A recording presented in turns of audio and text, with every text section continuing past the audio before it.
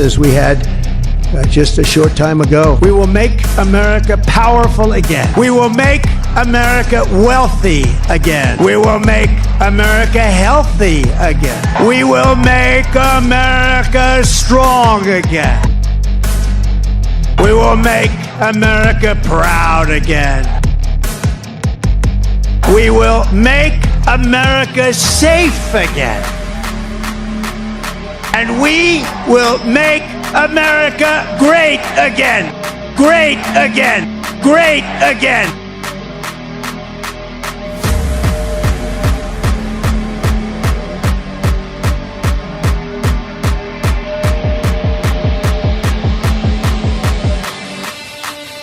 Hey guys, welcome to the American Tribune Live. I am Todd Peterson. I always promise it. I think it's going to be true this time. We are going to have a shorter show today. Daycare was canceled. Life is happening. Yeah, I love paying for daycare, especially I love paying for these people's days off. It is what it is. But I'm glad you're joining me today because I had something that the AmericanTribune.com ran this morning. And I said, I have to talk about this. I'm really fired up. Number one, it's Hillary Clinton. Who doesn't get fired up over the woman that belongs in prison for the rest of her life? Forget all the Clinton suicide stories. I mean, I'm sure she belongs to burn in hell for all of that. But we have actual verifiable proof that she committed crimes. She deleted the emails. She colluded with all sorts of three-letter agencies, Barack Obama's presidency, to frame Donald Trump as the Putin puppet. So many things wrong with Hillary Clinton here. And people voted for her because, hey, first female president and all that. And boy, folks, am I fired up about Hillary Clinton because this is the last person on earth that should be talking about empowering women, women standing up for themselves, women doing the right thing. And again, as the show is titled today, how Hillary Clinton just puts a nail in the coffin. If you haven't been convinced of this already, feminists hate women. Everything feminism is promoted. I mean, if you want to do a history of feminism, that might have to be a separate show.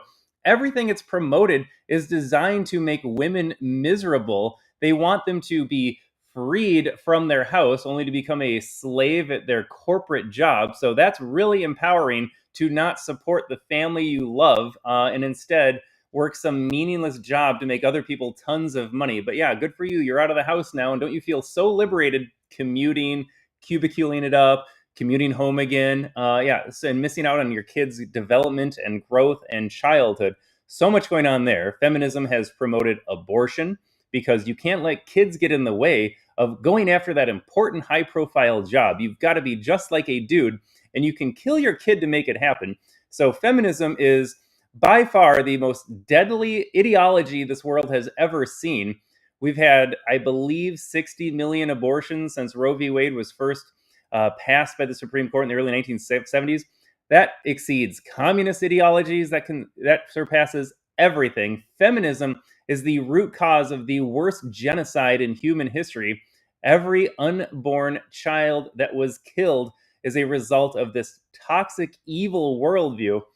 But then for this idea that it supports women. Okay, you're out of the house. You got a little freedom. You're financially secure from your evil husband. Okay, you just offed your kid now, so you're now liberated to go into the workforce. Even that aside, feminists just hate women in general. I'm going to play a clip of Hillary Clinton here that, again, cements this idea once and for all. Because, again, as it relates to the issue of abortion, my body, my choice, you're allowed to do whatever you want as a woman. That's what makes you strong and powerful and beautiful. And then at the same time, you can do all that, but you still have to accept everything that I say. And if you disagree with me, if you disagree with Hillary Clinton, if you disagree with other feminists, if you disagree with Democrats, that doesn't make you a strong woman anymore. That makes you, in Hillary Clinton's own word, a handmaiden for the patriarchy. So you don't get to choose your own ideas. You don't get to choose your own conclusions. You don't get to think freely for yourself and look around and say, maybe it's not a good thing that we had a wide open border under Joe Biden's administration. It's not a good thing that would have continued under Kamala Harris. It's not a good thing as a mother that I'm going to have my sons and daughters shipped off overseas to fight in Ukraine, because we all know if Kamala Harris had won the White House, that this war would never have wound down. We would have kept sending hundreds of billions of dollars to Eastern Europe for reasons unknown still, other than corruption.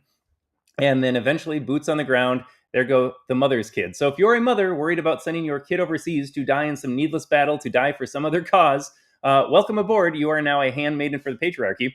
If you're a woman and you said, I don't want my daughter to get violated by an illegal, I don't want my wife, my mom, my daughters, myself to be assaulted by a violent career criminal who Democrats always release back on the streets, you are a handmaiden for the patriarchy, apparently. Feminists hate women. They are doing everything they can to destroy women. But again, this idea, and I'll just play the clip here in a second. You can hear Hillary Clinton say it for herself. You're a handmaiden for the patriarchy. Those are her words. If you think for yourself and arrive at any other conclusion other than the one that Hillary Clinton is advancing forward. And before I play the clip, let us all remember Hillary Clinton's prominence is owed entirely to her husband. The woman screeching out here about women's rights and female empowerment. This is the woman that stood silently by, well, silently in public. We'll get to that in a second. Silently by while her husband Bill had various infidelity, had multiple liaisons, cheated on her multiple times. She didn't do anything. She could have been a strong woman and walked away from an unfaithful husband, but she stuck it out because he was governor and then he was president, and then the Clinton name became important in America, and she said, I'll have my time. So she let all of that happen to become a senator, secretary of state, eventual presidential nominee. She put up with infidelity, such a strong woman to stand by a husband cheating on her throughout their entire marriage. And again, if you were Bill Clinton, you would cheat on Hillary Clinton too. Look at her. I mean, Bill would be, maybe she was cute back in the day. I don't know. But yeah, if you're Bill and you look at Hillary now, you're like, you're damn right I'm going to cheat on you. Look at this woman.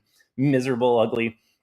And then, of course, behind the scenes, you've got rumors that Hillary Clinton threatened the women that were going to come forward about Bill Clinton. So again, standing up for women, right?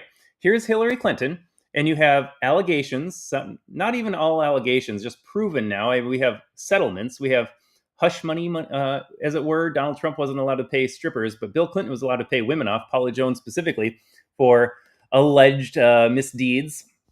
Hillary Clinton would go behind the scenes and threaten these women, say, you're not going to speak up about Bill. So yes, so much for female empowerment when push comes to shove. Again, everything about Hillary Clinton is a lie. The fact that half this country voted for her in 2016, and in essence voted for the same mold. You voted for Democrats in 2020, 2024, you vote Democrat every midterm in your local elections.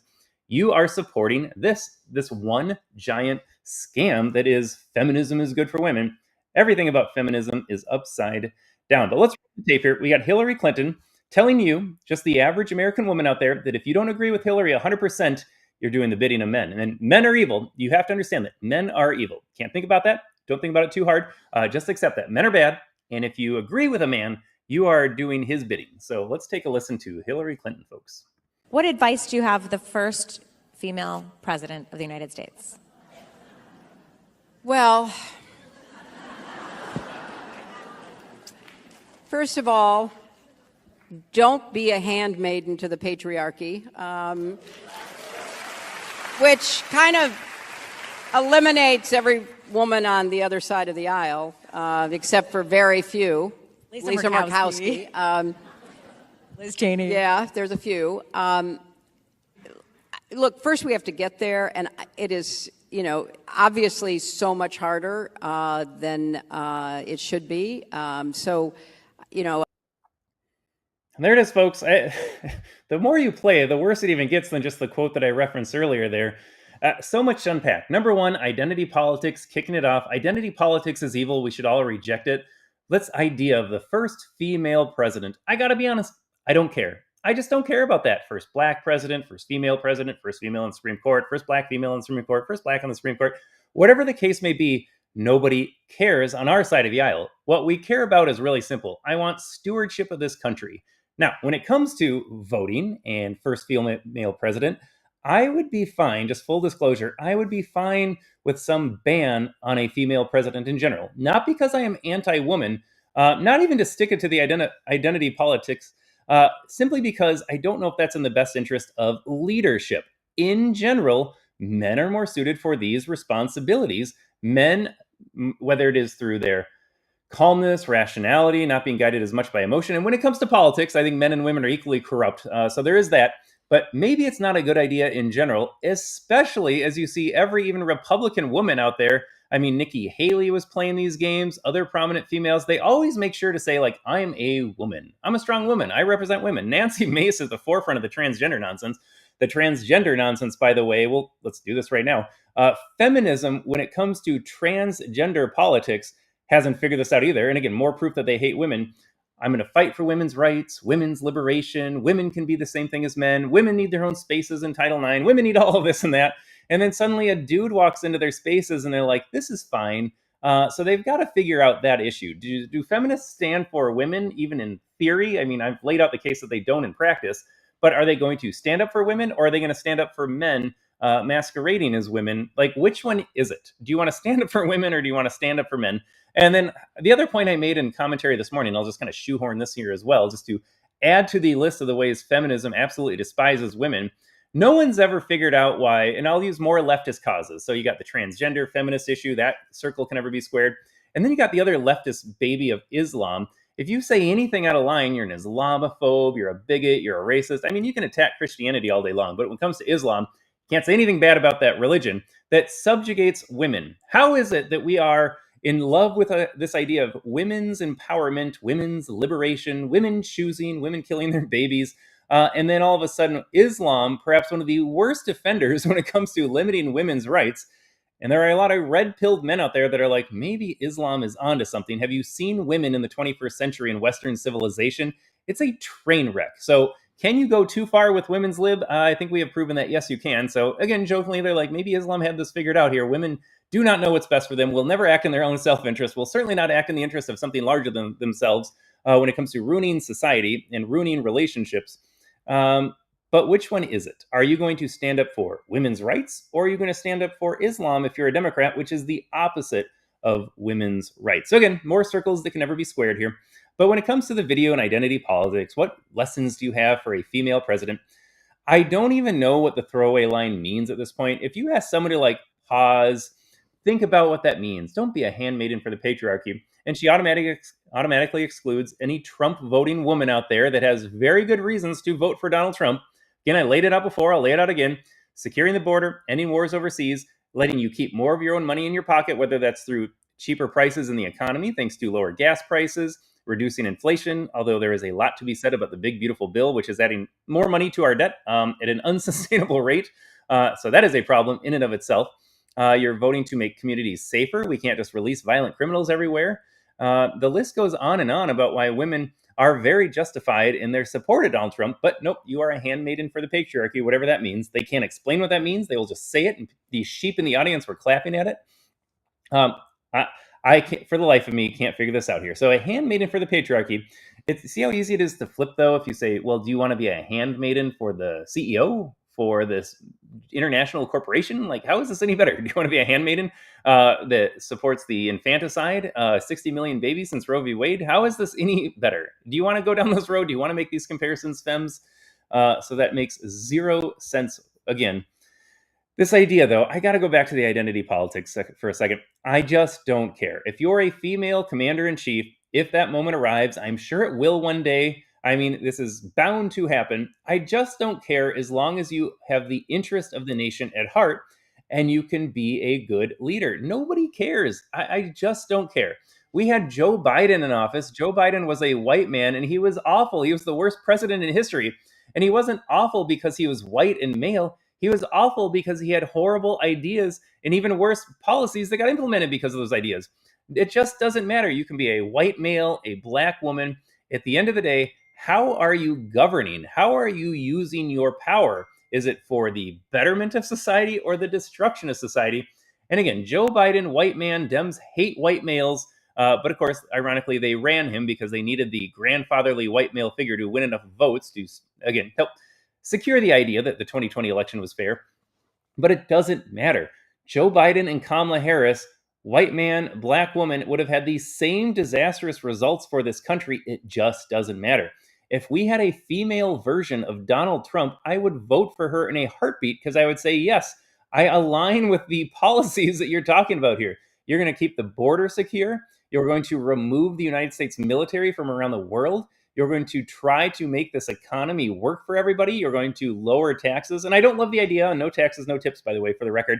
If we're going to carve out sections in society whose money is deemed more valuable, oh, you should be able to keep your tips because those are tips and not wages. Well, I'm a self-employed business owner. I'm not a W-2 necessarily. I think my income is pretty valuable. All the money from this job is important to me. If you are a server and the job is that you get tipped, that money is important to you. Why are we doing this? Either get rid of all of the taxes or keep all the taxes. I don't like the special requirement here.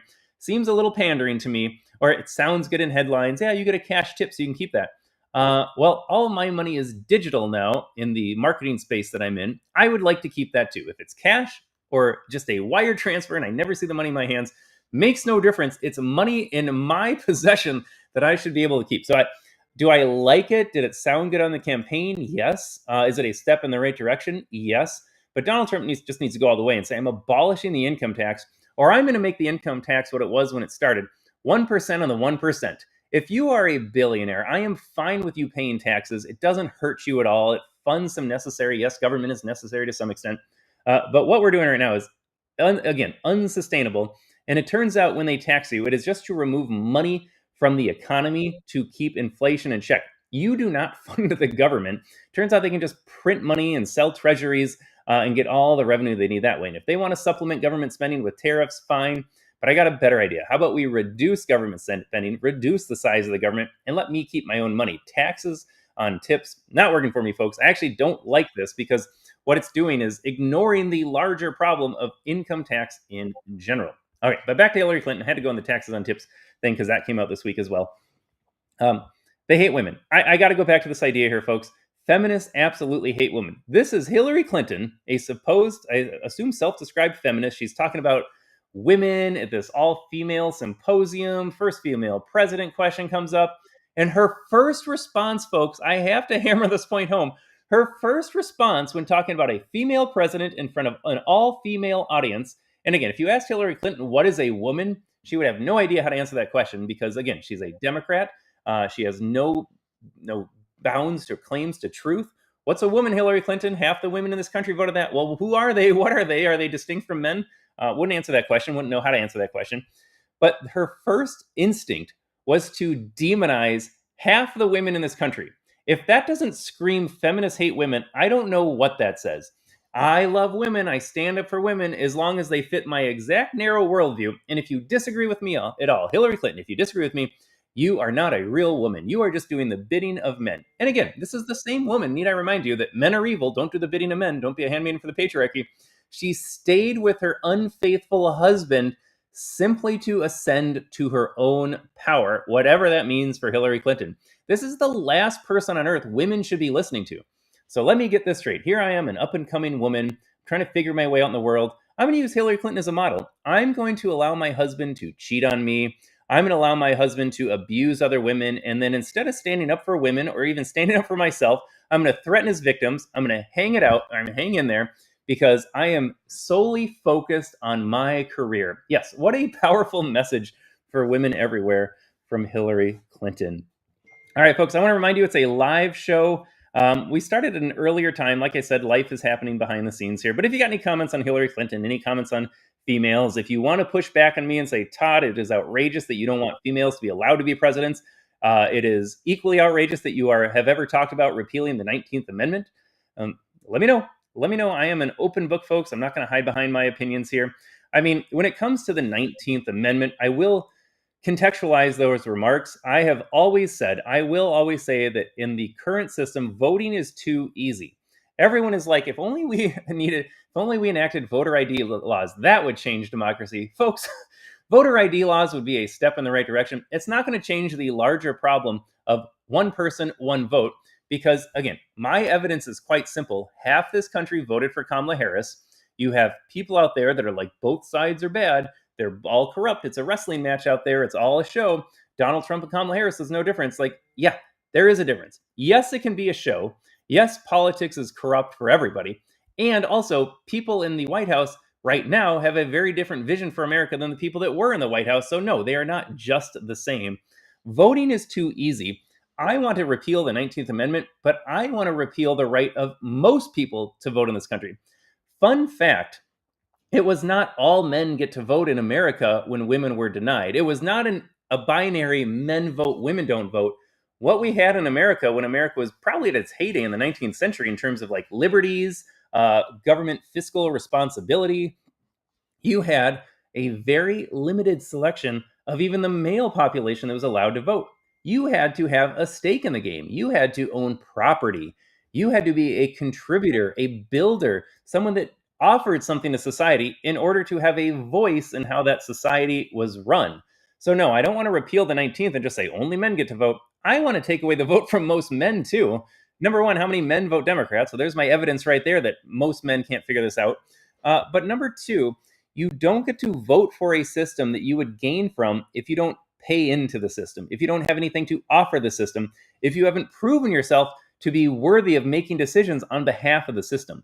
So if you have no job, you don't own any property, you receive government handouts, subsidies, whether that's welfare, SNAP, EBT, or WIC, and find those programs exist. Some people really need them. Are they abused? Yes. Do they have a good purpose where they started with good intentions? Probably, likely. So those to help people. But if you are a recipient of such programs, and that's all you have to show for yourself, then no, you don't get to vote for more money for yourself at the expense of somebody else. You don't get to vote for more benefits. And then what you're saying is, it is okay that I steal from this person so that I get more without doing anything differently. It's just not going to work that way. So, yes, when it comes to the context of women voting, open book on that one. I think that, again, good intentions. Maybe we didn't have the foresight to see where that would go, but when feminist energy enters politics, you've kind of seen the decline in Western society with that. But specifically with every man voting too, it is equally a problem because, again, not every man has attained success. Not every man has offered enough to demonstrate to society that I should be making decisions on behalf of everybody else. So in my perfect world, again, I've got a checklist of things. I think military service will always get an exemption. If you are able to die for your country, you absolutely get a voice in how the country is governed. You should be able to vote if you are going to be sent over to war. So 18, I will keep that for military service. That seems to be an established age here. If you want to raise the voting age to 21, fine, but military service would have to be 21, and I don't see that happening because it's a kind of a natural progression from high school to the military for a lot of folks. But otherwise, I'm raising the minimum voting age.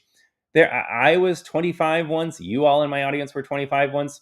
Some of us were smart, mature. Most of us were not, myself included. I was not thinking more broadly outside of myself. You are selfish in your 20s.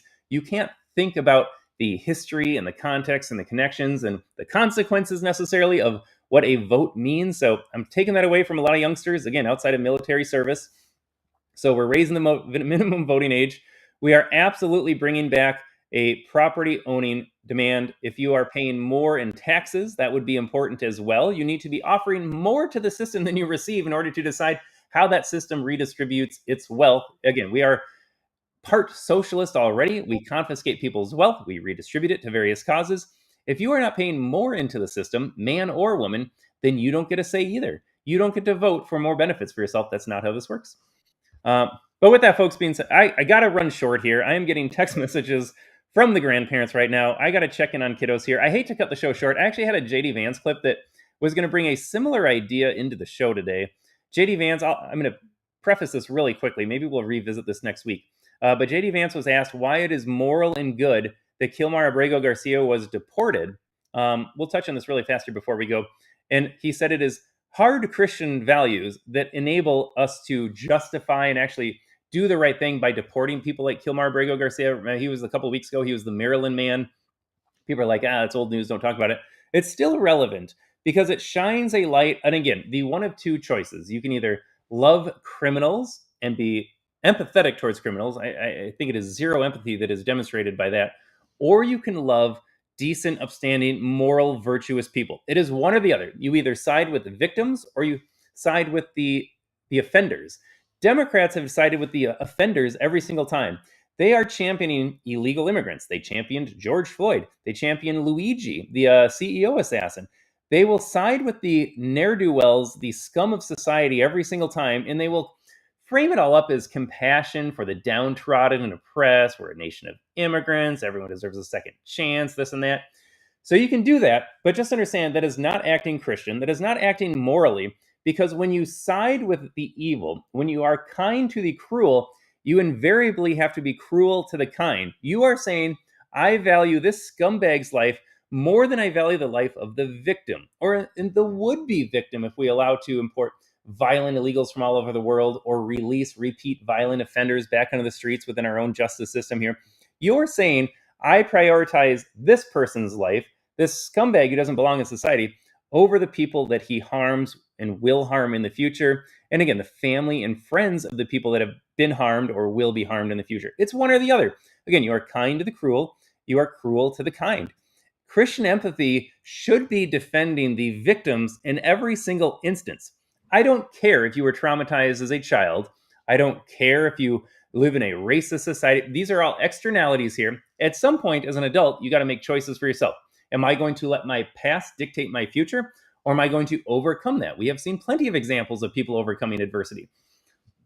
If you're a victim, oftentimes it is just a stroke of bad luck. You're in the wrong place at the wrong time. Here comes some violent illegal. Here comes some repeat offender on the streets here, and they're going after you for no other reason than they are subhuman animals. And so now you are the victim in that.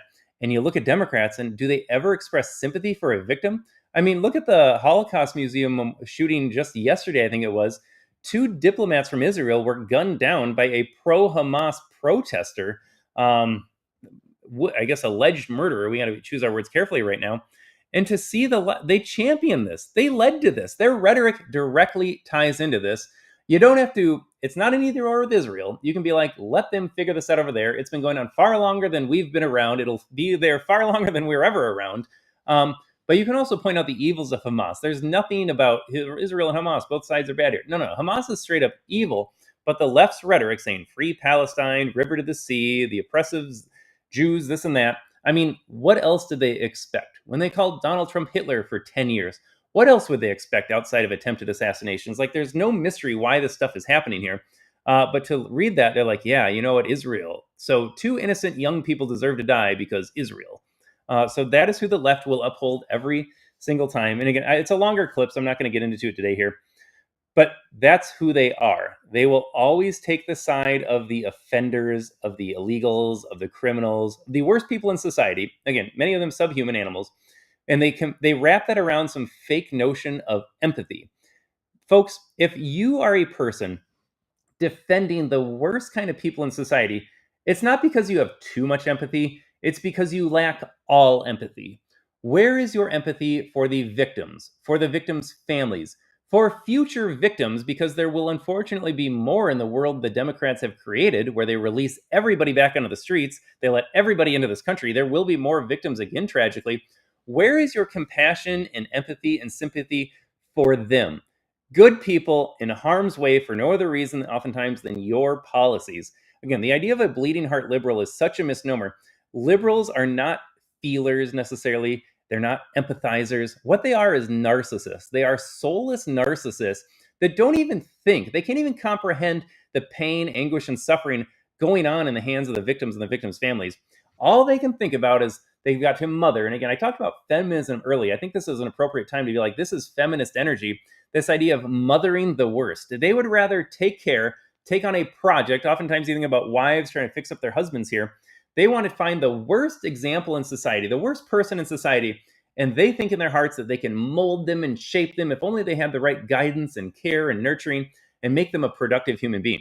Turns out it doesn't work that way. Not everybody wants to be saved. Not everybody can be saved. And you are not empathetic trying to save them. You lack all empathy when you ignore the plight of the victims and the would-be victims in their circle of family and friends. I am the one with empathy because I say I want to defend and protect the victims. I don't want there to be other victims at the hands of violent illegals, of violent native-born Americans in the cities. I don't want that to happen. I feel so bad for them. Can you imagine the pain and horror and suffering these victims endured? Can you imagine the anguish their family feels for the rest of their lives, the hole in their life? That's empathy. When you look at these other dudes and you say, you know what, I want to bring in more violent illegals because they're economic refugees. They just want to turn their life around here. It doesn't matter that they're an MS-13 or another gang and they're violent and they don't have the same values and virtues as we do. If only they come to America, they have this blank slate notion of human beings.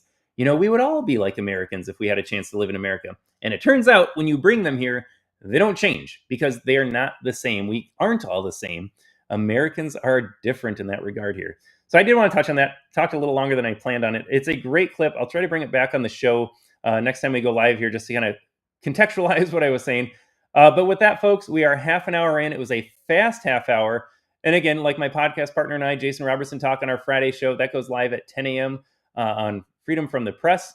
sometimes it's just cathartic for us to get this off our chest, talk about a few things. I saw Hillary Clinton, and I was like, I got to talk about feminism. I got to talk about Hillary Clinton. Stop believing the lies that feminists care about women, have their best interests in heart. That's never been the case from the beginning. I would argue from the beginning, they simply wanted a larger tax base. Hey, women, don't stay at home earning $0. You should go out in the workforce and pay taxes on the money you make. And by the way, then you'll send your kid to a government school and we can indoctrinate them behind your backs. So it was never well-intentioned from the beginning, and everything that has flowed since. And again, we laid out examples that simply don't match up. They don't make sense in the larger umbrella of wokeism and leftism. But Hillary Clinton, again, I got to go back to this. This is the main point.